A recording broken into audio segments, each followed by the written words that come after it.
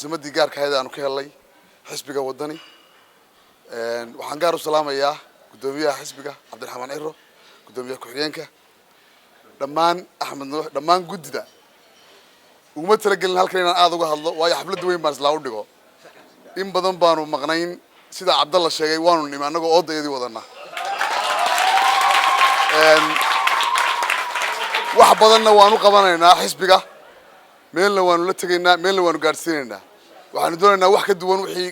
xukuumadda ma rabo inaan aad caawa u galo laakiin marar kale oo aan galayaa way jirtaa dadku reer waqooyi buu ahaa markii hore intaan Somaliland British Somaliland baa la oran jiray in fact 20 sano meel kale wax ka doonaynay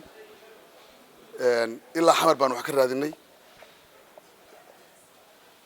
reality-ga annaga beesha aanu ka soo jeednaa waxaan ku khasbannahay meesha aanu degannahay ee deegaankaygu yahay dadka degan aan wax qabsano dadkii aad khaatimo ula shaqeynaya baan ka mid ahay very close to Ali Khalif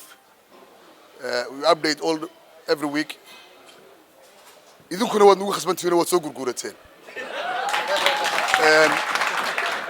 labadeennaba waynu isu baahannahay dhibaato way dhacday colaad wayna soo kala gashay